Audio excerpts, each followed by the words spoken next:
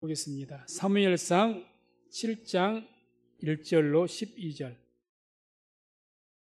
7장 1절로 12절 말씀을 우리 교독하겠습니다. 제가 먼저 봉독합니다.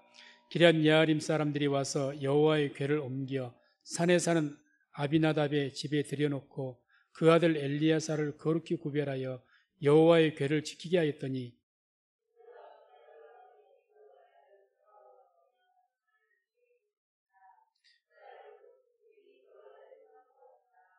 사무엘이 이스라엘 온 족속에게 일러 가로되 너희가 전심으로 여호와께 돌아오려거든 이방신들과 아스다롯을 너희 중에서 제하고 너희 마음을 여호와께 향하여 그만 섬기라. 너희를 블레셋 사람의 손에서 건져내시리라.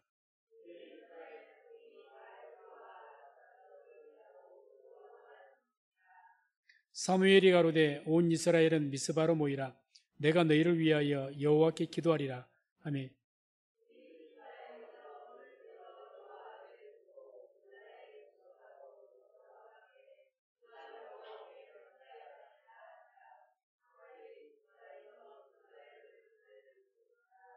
이스라엘 자손이 미스바에 모였다함을 블레셋 사람이 듣고 그 방백들이 이스라엘을 치러 올라온지라.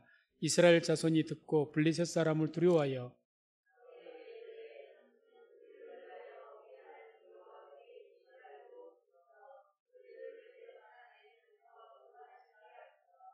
사무엘이 젖먹는 어린 양을 취하여 온전한 번제를 여호와께 드리고 이스라엘을 위하여 여호와께 부르짖음에 여호와께서 응답하셨더라.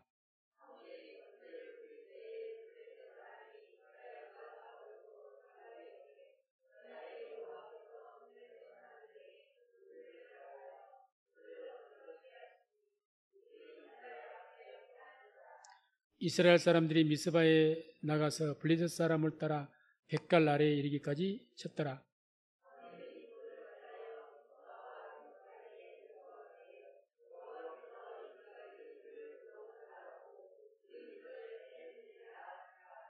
아멘. 말씀을 중심으로 해서 에벤에셀이라는 제목으로 말씀을 선포하겠습니다. 오늘 주신 말씀은 이스라엘 백성들이 이제 블레셋 철천지 원수죠. 그 나라와 이 전투에서 이 사무엘이 지도자가 되고 해서 이 승리를 거두게 됩니다. 그렇게 하나님의 절대적인 도우심을 입어서 승리를 거두게 되자 이 사무엘이 도를 취해서 기념비를 세운 그런 내용입니다. 그래서 오늘 12절의 말씀을 보게 되면 사무엘이 도를 취하여 미스바와 센 사이에 세워 가로되 여호와께서 여기까지 우리를 도우셨다 하고 그 이름을 에벤에셀이라 하니라. 승리한 기념으로 돌을 세웠는데 그 돌의 이름을 에벤에셀이라고 했다는 거죠. 에벤에셀이라는 것은 성경 본뜻으로는 도움의 돌 이 뜻입니다. 도움의 돌. 그래서 그 의미를 이제 말씀처럼 여호와께서 여기까지 우리를 도우셨다 이런 의미를 부여해서 기념비적인 돌을 세운 겁니다. 그래서 표준역에는 우리가 여기에 이르기까지 주님께서 우리를 도와주셨다 이런 뜻이 된다는데 아무튼 중요한 것은 하나님께서 승리에 이르기까지 도와주셨다 이런 의미를 부여한 돌을 세워서 하나님께 영광을 돌린 겁니다.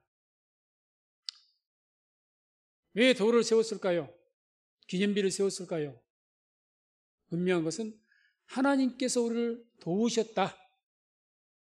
이것을 잊지 않게 하기 위해서 모든 백성들에게 후손들에게 하나님은 우리의 도움이시다. 하나님께서 우리를 구원하신 분이다. 도우시는 분이다.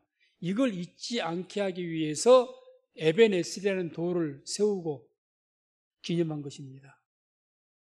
참으로 아름다운 일이죠. 반면 우리가 사무엘상 15장을 보게 되면 사울 왕이 똑같이 블레셋과의 전투에서 승리를 했는데 사울 왕도 기념비를 세웠어요. 사울 왕은 어떤 목적으로 기념비를 세웠느냐? 돌을 세워서 나 사울이 블레셋과의 전투에서 승리하였노라. 자신의 승리를 기념하기 위해서 기념비를 세웠습니다. 돌을. 완전하게 의미가 다르죠. 완전하게. 잘 아신 바대로 그러한 사울 왕은 하나님 앞에 버림받았고 사무엘은 영원토록 존귀하게 쓰임받고 하나님의 사랑을 입은 줄로 믿습니다. 우리가 이것을 잘 기억해야 됩니다. 우리의 삶 속에 작은 승리가 되었든지 적은 승리가 되었든지 어떤 일에 승리를 하고 그러한 은혜가 있으면 하나님께서 도우셨다는 것을 한시라도 잊지 말고 하나님께 영광을 돌릴 수 있는 저와 우리 모든 성도님 되시기를 주의 이름으로 축원을 드립니다. 이걸 우리가 잊을 때가 많아요. 조금 신앙생활에서 그 신앙이 믿음이 온전하지 못하면요, 내가 어떤 큰 승리를 얻으면 자칫 잘못하면 하나님의 영광은 드러내지 않고 사울 왕처럼 내가 열심히 해서 나에게 특별한 재주가 있어서 능력이 있어서 이렇게 되었다고 마음속으로 그렇게 입으로는 외식하더라도 마음속으로 그렇게 생각할 수가 있습니다.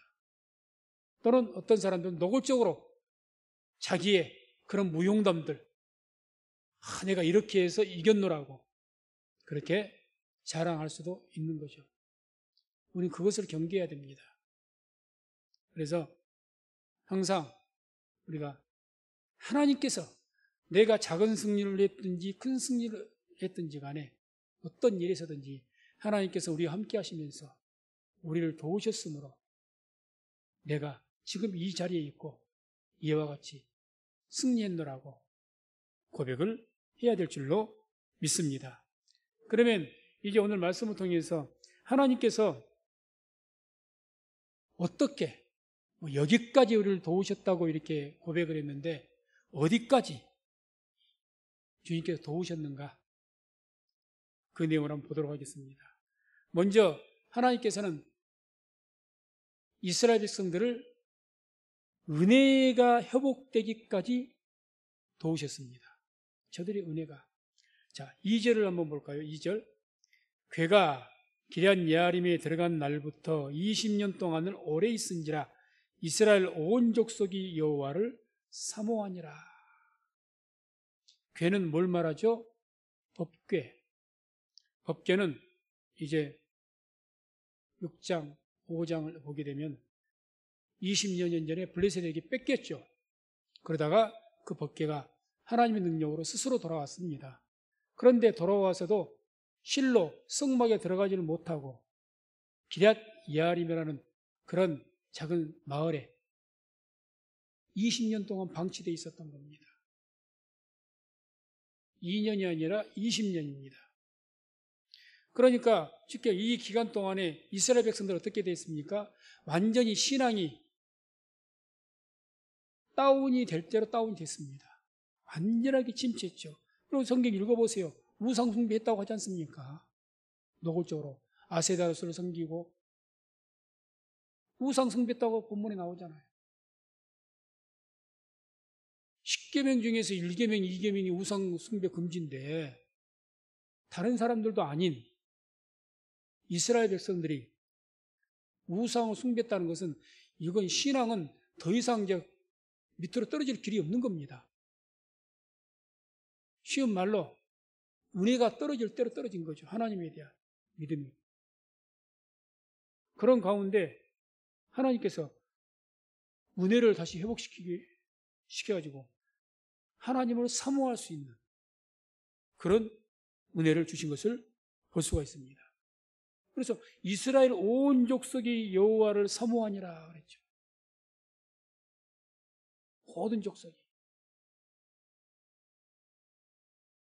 그런 절망 속에서 은혜가 바닥인 상황 속에서 하나님께서 저들의 20년의 그 기간, 법궤가 없는 그 기간이 저들의 신앙을 죽여버리는 그런 화로만 놔두지 않고 20년의 기간을 통해서 오히려 화가 복이 되게 하셔서 더욱더욱 하나님을 사모할 수 있는, 또 그거 이제 어려움도 있었겠죠.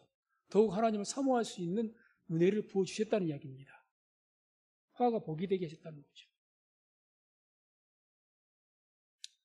빌립보서 2장 13절 보면 이런 말씀이 나옵니다. 너희 안에서 행하시는 이는 하나님이시니 자기의 기쁘신 뜻을 위하여 너희로 소원을 두고 행하게 하시나니. 우리 안에 소원을 두고 행하신다고 합니다. 하나님의 뜻을 이루기 위해서. 그러니까 지금 이스라엘 백성들은 그 마음이 완전히 은혜가 떨어졌고 믿음이 떨어졌습니다. 그런데 하나님께서 그 백성들을 통해서 하나님의 기쁘신 뜻을, 그들을 구원하시는 것이 하나님의 기쁘신 뜻인 줄로 믿습니다. 하나님의 백성을 구원하시는 것이 하나님의 기쁘신 뜻이에요. 그 뜻을 위해서 그들에게 뭘 주어요? 소원을 두신다는 거죠.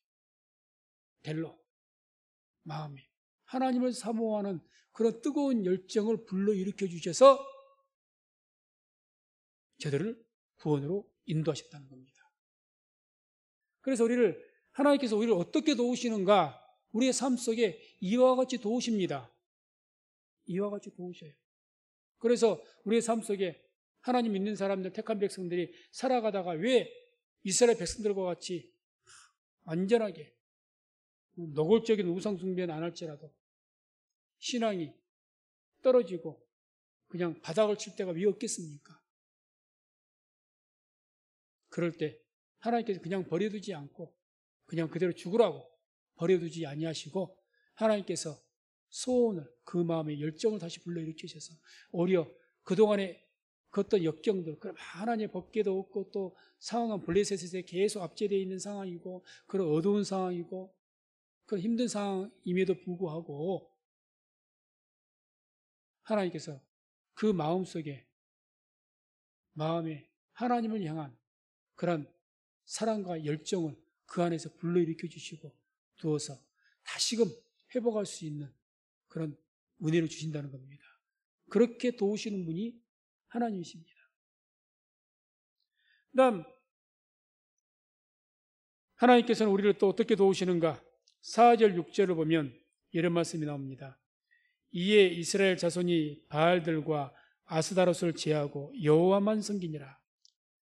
그들이 미스바에 모여 물을 길어 여호와 앞에 붓고 그 날에 금식하고 거기서 가로되 우리가 여호와께 범죄하였나이다 아니라 사무엘이 미스바에서 이스라엘 자손을 다스리니라. 한마디로 사무엘이 이제 이스라엘 백성들에게 회개를 촉구했죠. 너희가 빨리 우상 숭배해서 회개하고 돌아서라. 했더니 회개했다는 거죠. 회개해서. 그동안 20년을 섬겼는지 2년을 섬겼는지 각자가 다르겠지만 하여튼 최소한 수년 이상을 이렇게 섬겨왔던 그 우상들을 한순간에 싹 버려버리고 그리고 금식하면서 우리가 여호와께 범죄하였습니다. 고백했다는 거죠. 우리가 회개를 할 때 죄를 몰라서 회개를 안 하십니까? 안 그래요. 목사가 말씀을 통해서 성도님들에게 이러이러해서 잘못했습니다. 회개하십시오. 이렇게 말할 때 그렇게 회개를 제가 촉구한다고 성도님들 다 그때마다 회개하십니까? 안 그래요. 저도 안 그럽니다. 저도 목사인 저도 때로는 제가 하나 앞에 죄된 일이 있어가지고 그것을 어떤 다른 외부 목사님의 설교를 통해서 듣든지 고민을 통해서 듣든지 또 성도인들을 통해서 내가 알게 되든지 말씀을 통해 깨닫든지 막 그렇게 되더라도 그런 어떤 것이 있을지라도 회개를 촉구한다고 해서 내가 바로 회개하는 것은 아니더라고요. 또 그런 회개할 마음이 막 일어나는 것이 아니고 때로는 분명히 맞는 말이고 내가 회개를 해야 된다고 내 스스로 인정하면서도 그 말을 들을 때 어떤 나의 아픈 곳을 찌르면 회개하는 마음이 일어나는 것이 성질이 더 납니다. 그럴 때가 저는 있었습니다. 사도행전 7장을 보게 되면요. 스데반 집사가 이스라엘 백성들을 향해서 참 긴 설교를 쭉 이렇게 말씀을 전하고 우리가 마지막 끝에 결말에 가서 회개해라. 오리라고 하셨던 그 메시아가 오셨는데 너희가 그분을 죽였지 않느냐. 회개해라. 누구도 그 말에 대해서 우리가 안 죽였습니다. 우리가 그런 적, 그거 죄가 아니라고 말할 사람 아무도 없을 겁니다.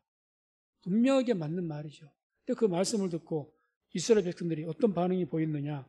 사도행전 7장 57절 58절 보게 되면 저희가 큰 소리를 지르며 귀를 막고 일심으로 그에게 달려들어 성 밖에 내치고 돌로 칠세 증인들이 옷을 벗어 사울이라 하는 청년의 발 앞에 두니라. 아멘. 이때 사울도 바울이죠. 옛날 사울도 회개를 안 했습니다. 회개를 안 했어요.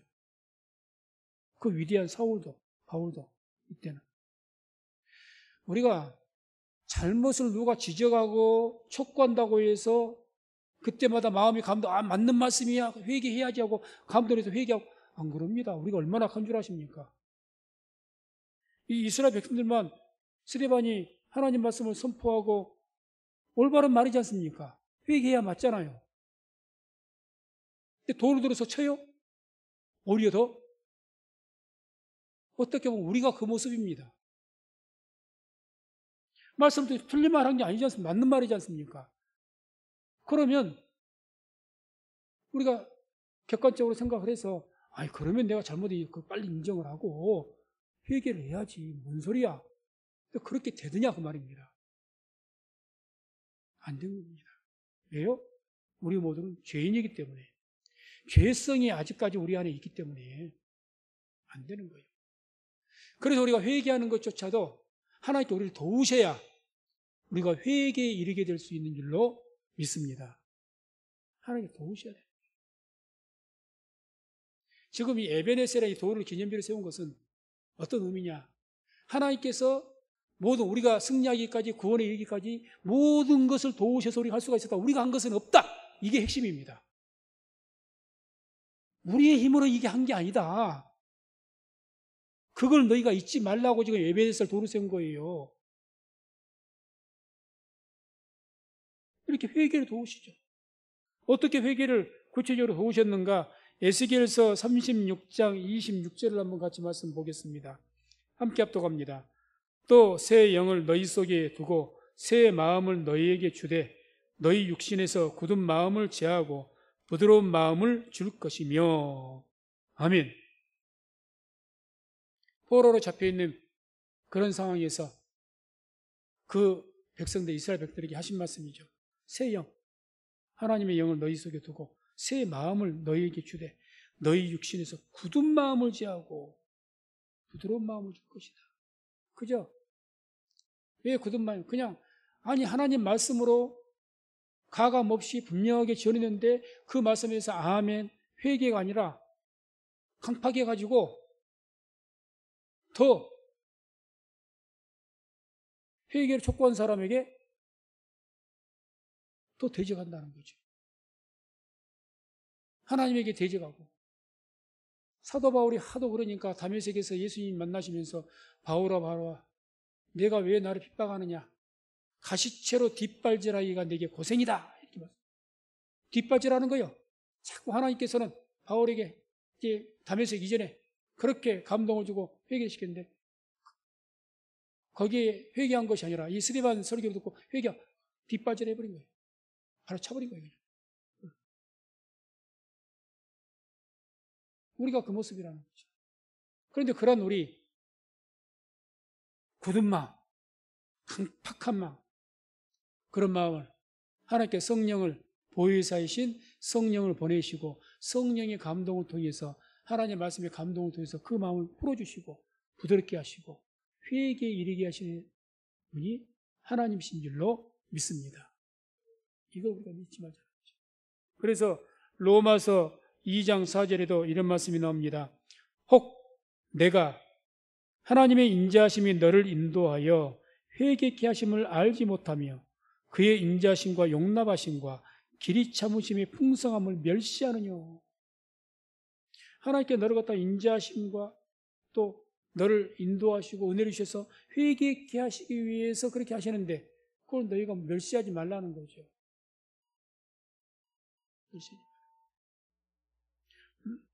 디모데후서 2장 25절 26절에도 이런 말씀이 나옵니다. 거여가는 자를 온유함으로 징계할지니 혹 하나님이 저희에게 회개함을 주사 진리를 알게 하실까 하며 저희로 깨어 마귀의 올무에서 벗어나 하나님께 사로잡힌 바 되어 그 뜻을 쫓게 하실까 함이라. 혹 하나님이 저희에게 회개함을 주사 진리를 알게 하실까 하며. 이와 같이 회개하는 것도 우리가 마음이 선해서 우리가 정의로움이 있어서 우리가 회개를 한 줄 알았더니 그게 아니라 하나님께서 우리에게 감동을 주셔서 회개에 이르게 하신다는 겁니다. 그 다음 오늘 본 8절에 보면 또 이런 말씀이 나옵니다. 사무엘에게 이르되 당신은 우리를 위하여 우리 하나님 여호와께 쉬지 말고 부르짖어 우리를 블레셋 사람의 손에서 구원하게 하시게 하소서. 구원하시게 하소서. 이 말은 쉽게 표현하면 그는 우리를 구원하실 것이다 그런 뜻인데 그런 뜻입니다. 그분은 하나님께 우리를 구원하실 것이니 사무엘 선지자님 하나님께 쉬지 말고 계속해서 하나님께 기도해 주십시오. 우리가 열심히 믿음을 가지고 기도하는 것, 그것이 우리 안에서 나온 것이 아니라 우리가 열심히 기도할 때 언제 기도합니까? 가장 뜨겁게 믿어질 때 기도하는 겁니다. 믿어지지 않으면 기도 안 해요. 우리는 주로 이제 어떤 문제가 있으면 목사님 또는 또 누구는 집사님, 장로님 이번에 이렇게 하는데 기도 좀 해주세요. 그 기도를 부탁할 때 저번에 내가 기도를 부탁해서 기도하면 반드시 될 것이다. 목사님에게 기도 좀 부탁했으니까 반드시 기도 응답 받을 것이다. 기도대로 될 것이다. 그렇게 믿어지십니까? 할렐루야. 쉽게 그렇게 안 됩니다. 안 되지 않습니까? 쉽게 안 돼요. 그냥 딱 하나님께서 기도하라고 하셨으니 기도가 딱 하면 될 것이라 확신이 막 생기면은 그냥 기도가 뜨거워진다니까요. 기도를 좀 길게 해라, 더 열심히 해라, 뜨겁게 말할 필요가 없어요. 믿어지면 뜨거워집니다. 근데 묘하게 이게 안 뜨거워지는 것은 내 안에 그 기도에 대한 하나님께 기도드리면 이게 되겠다는 그런 뜨거움이 없는 거예요. 그런 믿음이 부족한 거예요. 한마디로 이런 믿음조차 하나님께서 주시더라는 이야기죠. 우리가 잘 아는 말씀이죠. 에베소서 2장 8절 너희가 그 은혜를 인하여 믿음으로 말미암아 구원을 얻었나니 이것이 너희에게서 난 것이 아니요 하나님의 선물이라. 하나님께서 우리에게 믿음의 은사를 주시니까 마음이 뜨거워져서 기도도 하게 되는 겁니다. 하나님께서 하신 거죠. 하나님께서 하신 거죠. 그걸 잊지 말라 지금 그 이야기입니다. 너희 삶 속에 너에게 뭔 선한 것이 있어서 회개를 하고 너에게 어떤 능력이 있으면 네가 그 힘으로 그것을 승리했고 이겼고 지금 내가 여기 있고 지금 평안하고 그렇다고? 아니라는 이야기죠. 아니라는 이야기입니다. 우리가 다 눈으로 볼 수는 없고 알 수는 없지만은 보이지 않는 하나님의 그 손길이 지금도 우리를 붙들고 계시기 때문에 우리 성민교회가 지금 이렇게라도 있는 것이고 우리 자신이 지금 현재 이 자리에 이렇게 있는 줄로 믿습니다. 그걸 잊지 마시기 바랍니다. 올 한 해도 하나님께서 큰 문제 없이 지금까지 평안하게 붙들어 주신 것 다 하나님의 은혜인 줄로 믿습니다. 이게 우리 마음속에 깊이 새겨져 있어야 됩니다. 지금 그렇게 깊이 새기기 위해서 사무엘이 이스라엘 백성 너희가 이 구원 하나님께서 구원 잊지 말라는 거예요. 이 하나님의 은혜를 절대 잊지 말아라. 그렇게 하기 위해서 도로 세운 겁니다. 잊지 말아라고. 또 11절을 보면 오늘 본문에 이스라엘 사람들이 미스바에서 나가서 블레셋 사람을 따라 뱃갈 아래에 이르기까지 쳤더라. 이제 하나님께서 막 뇌성과 번개를 쳐서 블레셋 군대를 막 틀어버리시고 하나님께서 응답을 하시니, 기도에 응답하시니까 힘을 얻었죠. 그래서 이제 블레셋 사람을 따라 뱃갈 아래에 이르기까지 쳤더라.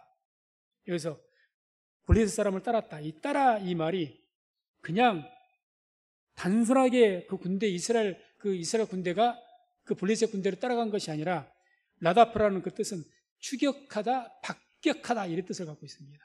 다시 맹렬하게 따라간 거예요. 쉽게 말해서 이스라엘 군대가 하나님께서 응답하시기 이전에 그 전에는 블레셋이 군대가 온다고 덜덜덜 떨었어요. 그래서 선지자님 빨리 하나님께 기도해 주십시오. 왜? 무섭거든요. 왜? 군대 세력이 압도적으로 거기가 크고 장비도 월등하게 무기가 우월하고 이게 세상 말로 잽이 안 돼요. 그런데 지금 하나님께 그들의 마음 가운데 뭘 준 겁니까? 믿음의 용기를 주는 거죠. 그 강력한 블레셋 군대와 싸울 수 있는 담대함과 믿음과 용기를 불러일으킵니다. 그러니까 블레셋 군대를 따라간다 그냥 오다가 놀래갖고 도망가니까 그냥 아이고 잘됐다 한숨 휴 쉬면서 이제 됐다 이런 게 아니고 이제는 하나님의 은혜로 믿음의 용기를 얻어가지고 그 강력한 군대를 쫓아갔는데 어디까지? 뱃갈까지 가서 뱃갈이 블레셋 군대, 블레셋 지역 아닙니다. 거기까지 간 거예요. 블레셋 성읍까지. 한마디로 하나님께서 믿음의 용기를 주신 거죠. 그래서 완전하게 블레셋 군대를 눌러 이기고 승리하게 하신 줄로 믿습니다. 그러니까 한마디로 이 종합적으로 뭘 말씀하는 겁니까? 오늘 말씀은 하나님께서 이스라엘 백성들 전혀 하나님을 사랑할 만한 하나님에 대한 신앙과 그런 열심히 식어서 완전하게 죽어있는 그들을 예초부터 그들을 구원하시기 위해서 그 구원을 시작하셨고 마음의 열심을 다시금 불러일으키셨습니까? 은혜를 회복시키셨습니까? 일으키시고 회개케 하시고 또한 하나님을 온전하게 믿고 하나님을 의지하면서 기도하게 하시고 또한 그 심령 속에 담대함과 믿음의 용기를 주셔서 완전하게 승리하고 구원에게 이르게 하셨다는 이야기입니다. 그래서 여기까지 이르게 하셨다. 에베네스라는 돌 그 이름의 의미가 그러지 않습니까? 하나님께서 여기까지 인도하셨다. 그 여기까지가 어디를 말합니까? 구원의 처음부터 완전한 구원에 이르기까지입니다. 처음부터 끝까지 하나님께서 도우셨다. 그 의미가 에벤에셀이라는 뜻입니다. 그 에벤에셀의 하나님이 바로 우리의 하나님이시요 예수님인 줄 믿습니다. 자, 고린도전서 10장 4절 한번 보겠습니다. 10장 4절 한 목소리로 합독합니다. 다 같은 신령한 음료를 마셨으니 이는 저희를 따르는 신령한 반석으로부터 마셨음에 그 반석은 곧 그리스도시라. 아멘. 에벤에서의 이 돌, 이게 영적으로는 예수 그리스도를 의미하는 반석 돌입니다. 예수 그리스도를 의미하는 그 그림자가 되는 것이 메시아 예수 그리스도의 그림자, 우리의 구원자이신 예수님, 우리를 도우시는 예수님, 그 그림자가 되는 것이 바로 에벤에셀 이 돌입니다. 잊지 말라. 잊지 말라.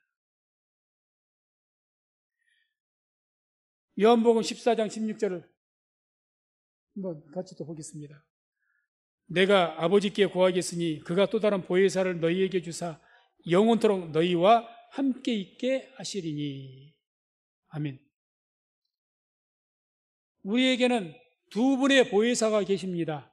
그 한 분이, 첫째 한 분이 누구시죠? 예수님. 또 한 분이 누구시죠? 성령님. 아시는데 말씀 안 한 거죠. 예.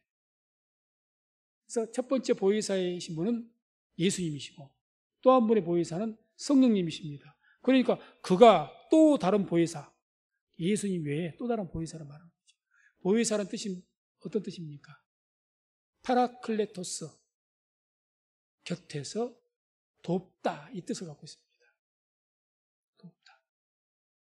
예수님이 누구시라고요? 성령님이 누구시라고요? 우리를 도우시는 분입니다. 도움의 돌입니다. 에베네셀이라는 거죠. 에베네셀. 그래서 이러한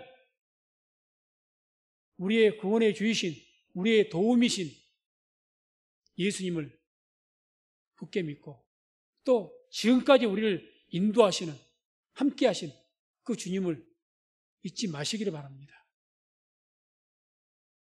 그래서 예수님은 우리를 구원의 시작부터 구원을 완성 이르기까지 우리를 도우시는 그런 에베네셀의 하나님이십니다.